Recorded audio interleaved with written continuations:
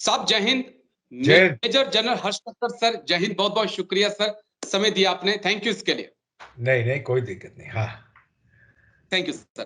Sir एक अहम जानकारी सामने आ रही थी तो मुझे लगा साहब से मैं बातचीत करूं कि चीन लगातार कोशिश कर रहा है कि वो ब्लू वाटर में भारत और अमेरिका के साथ जो है जंग की तैयारी कर रहा है। मैं उस लिहाज से चीजों को समझना चाहता था क्योंकि हाल ही में हमने ताइवान स्ट्रेट में, साउथ चाइना सी में, ईस्ट चाइना सी में फिलीपींस के साथ चीन की नेवी की झड़पें देखी हैं। हमने वो सीन भी देखा जब अमेरिका और चीन के जो युद्धपोत थे वो आपस में टकरा गए थे। आखिरकार क्या वाकई में ब्लू वाटर को लेकर चीन की नेवी अब बहुत गंभीर हो चुकी है और ये भारत के लिए भी अलर्ट पर रहने की जरूरत है इसको लेकर? पहली बात, चीन का तो इंटरेस्ट है ब्लू वाटर नेवी का, कोई डाउट नहीं है। हर देश चाह रहा है कि उसकी नेवी ब्लू वाटर कैपेबल हो, खास तौर पे चीन, क्योंकि वहां पे उसके डिस्प्यूट्स बहुतों के साथ है, तकरीबन सब देशों के साथ है। वियतनाम के साथ है ईईजेड के ऊपर, आप फिलीपींस ले लो, उधर उनके साथ शोल्स का है। जो फिलीपींस का केस है वो थोड़ा फर्क है। वो जो शोल जो चीन चाह रहा है उसमें सिर्फ 4 फिलीपीन सैनिक है एक डैमेज्ड शिप के ऊपर। उनको जब भी रिप्लेनिशमेंट के लिए फिलीपीन का कोस्ट गार्ड आता है या उनकी नेवी आती है, चीन का कोस्ट गार्ड उनको रोकने की कोशिश करता है। तो ये उनके साथ चल रहा है। जापान के साथ डिस्प्यूट है, ब्रुनाई जो छोटा सा एक सुल्तानेट है उसके साथ डिस्प्यूट है, इंडोनेशिया के साथ आइलैंड्स के ऊपर डिस्प्यूट है। तो तकरीबन सब देश जो चीन के आसपास है उनके साथ उनका डिस्प्यूट है। यूएस का जो सपोर्ट है फिलीपींस और जापान को, तो चीन को लग रहा है कि जब तक उसकी नेवी ब्लू वाटर नेवी नहीं बनेगी वो चैलेंज नहीं कर पाएगा। और ब्लू वाटर नेवी बनेगी चीन को इसलिए चाहिए क्योंकि चाहे वो सीपीईसी बनाए, चाहे वो म्यांमार के थ्रू या थाईलैंड के थ्रू एक कॉरिडोर खोले, अल्टीमेटली उसका मेन ऑयल चाहे थोड़ा बहुत यहां से जाएगा, पर मेन उनका जो ट्रेड है वो बाय सी है। अगर उसको प्रोटेक्ट करना है तो ब्लू वाटर नेवी जरूरी है।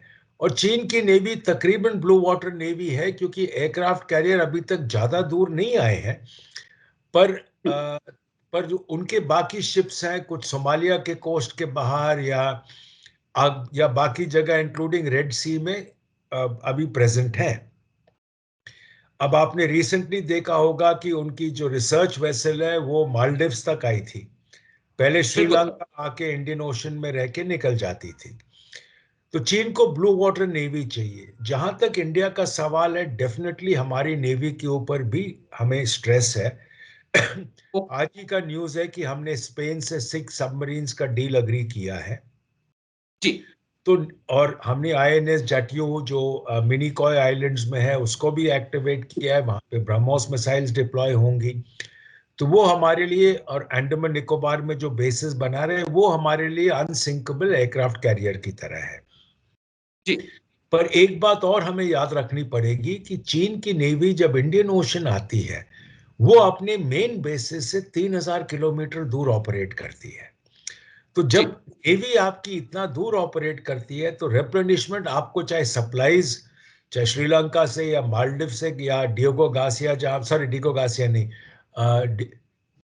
जिबूटी जहां पे उनका है, वहां से आपको सप्लाईज मिल सकते हैं, पर एम्युनिशन और जो बाकी स्टॉक्स हैं वो आप मेन बेसिस के ऊपर डिपेंडेंट हो। तो चीन के मेन बेसिस 3000 किलोमीटर है, जो जहां पे हमारा इंडियन ओशन में हमारे बेसिस हमारे पीछे ही और बगल में है। तो ये चीन को दिक्कत होगा इतना दूर ऑपरेट करने के लिए। जैसे यूएस नेवी के लिए डिगो गासिया है, जापान है, फिलीपींस है, जहां पे उनके मेन नेवल बेसिस हैं। तो हम उनके लिए फर्क है, पर चीन के लिए डेफिनेटली अ प्रॉब्लम है क्योंकि बहुत दूर ऑपरेट करते हैं। एक पॉइंट और था जो मैं पढ़ रहा था, तो उसमें लिखा गया था कि चीन अपनी नेवी को प्रिपेयर कर रहा है 3 फ्रंट वॉरफेयर के लिए, जिसमें कहा गया, अमेरिका का भी एग्जांपल दिया गया कि एक टारगेट उसका अमेरिका है, दूसरा भारत है, और कहा यह भी गया कि अंटार्कटिका, आर्कटिक में जो है वो चीन की नेवी अगर पहुंच रही है तो ये रूस अमेरिका के लिए भी अलर्ट होने का वक्त है।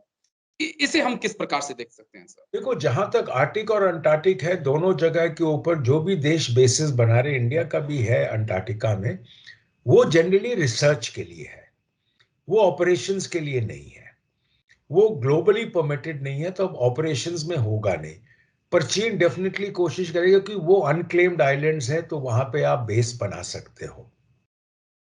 जी। बट फैक्ट ये है कि चीन का जो स्ट्रैटेजी है, अब चीन के अलग अलग व्यूज निकल रहे हैं।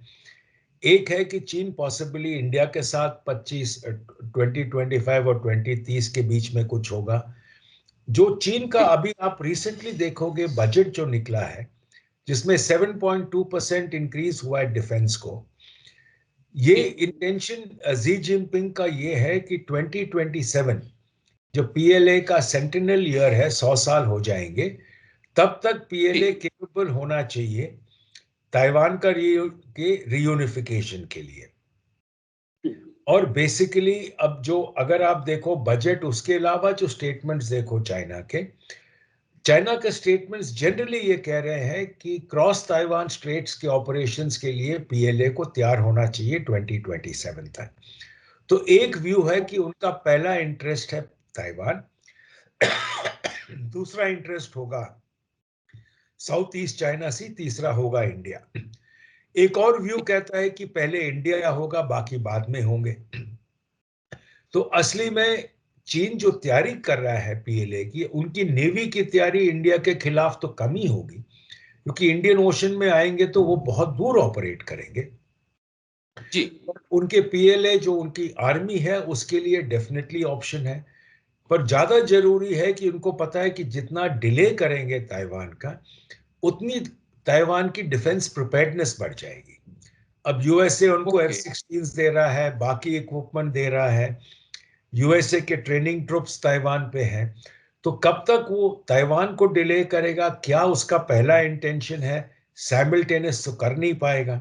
तो ये अब देखने वाली बात है। पर ये है कि हम लोगों को भी अपनी तरफ से, चाहे वो मैं इंफ्रास्ट्रक्चर एक डेवलपमेंट छोटा हो, सा चाहे वो सवाल आ रहा है मेरे जहन में कि रूस यूक्रेन जंग देखकर, इजराइल हमास जंग देखने के बाद भी और रॉकेट फोर्स में इतना भ्रष्टाचार होने के बाद भी, टॉप 9 जनरल्स को हटाने के बाद भी, रक्षा मंत्री को सस्पेंड करने के बाद भी, क्या वाकई में शी जिनपिंग एक वॉर के बारे में सोच सकते हैं सर? वो भी उस वक्त जब 1979 में आप हार चुके हैं वियतनाम से। कोशिश तो सर। उनकी है, क्योंकि बातचीत ये हो रही है। कब करेंगे, क्या करेंगे, क्या जी जिनपिंग रिस्क लेंगे कि भाई अगर गए और ना सक्सेस आए तब क्या होगा।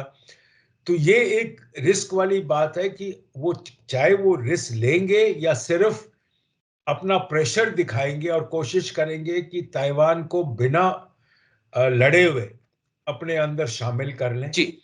क्या ताइवान की सरकार वो लाए जो प्रो चाइना है, कोशिश ये होगी।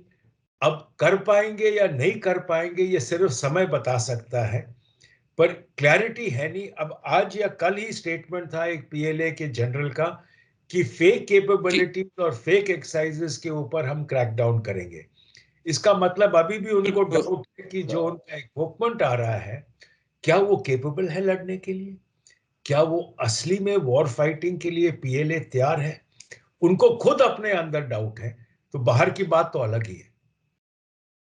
अलग है। बस एक आखिरी पॉइंट जो समझना चाहूंगा सर, हिमाचल और उत्तराखंड के अंदर जो है, जो चीन के साथ सीमा लगती है, वहां पे ऐसी खबरें कि इंडिया ने 10,000 से ज्यादा एक्स्ट्रा ट्रुप्स जो है वो तैनात किए हैं।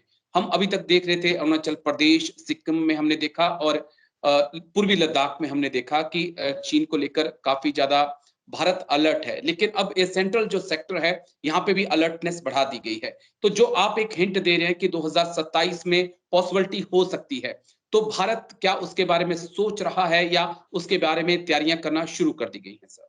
ये न्यूज अभी आई है, पर ये पहले था। ये रीओरिएंटेशन ऑफ फोर्सेस तो चलता रहता है, और ये रीओरिएंटेशन हुआ है। ये कोई नई बात नहीं है, ना कि कहीं ट्रुप्स हिले हैं, पर डेफिनेटली रीओरिएंटेशन हुआ, और ये काफी टाइम पहले हुआ है। और चाहे खबर अभी आ रही हो, पर ये हो चुका है। और ये बेसिकली प्रिकॉशनरी मेजर है जो इंडिया ने लिया हुआ है कि अगर चीन कुछ कोशिश करें तो हम तैयार हैं। इंटेंशन वो है, और बहुत क्लियर है कि भारत पीछे मुड़ने वाला नहीं है, भारत तैयार है, और उसी जी लिए एडिशनल 3 पिनाका रेजिमेंट रेस की जा रही हैं। बाकी जी जो एडिशनल जो फोर्स मल्टीप्लायर्स जो अंदर आ रहे हैं, चाहे वो एयर डिफेंस के हों, चाहे अभी जी तेजास आ रहा है, और काफी कुछ जो आ रहा है, इसीलिए इंटेंशन से बिल्कुल है सर। तैयार हो। साथ में इंफ्रास्ट्रक्चर बिल्डअप हो रहा है, ट्रांस अरुणाचल रोड क्लियर हो गया है, एक जो हाईवेज बन रहे हैं वो इम्प्रूव हो रहे हैं। तो हम काफी कोशिश कर रहे हैं कि हम जो गैप है इंडिया और चाइना के बीच में, खास तौर पे जी इंफ्रास्ट्रक्चर में और कैपेबिलिटी में, उसको रिड्यूस करें। ठीक है सर। चलिए सर, थैंक यू, शुक्रिया मेजर जनरल हर्षकर्कर सर, आपने समय दिया और तमाम पहलुओं को इतनी बारीकी से समझाया। थैंक यू सर, जय हिंद। Thank you sir. जय हिंद राजेश। ठीक है, okay, thank you Rajesh, thank you. Thank you.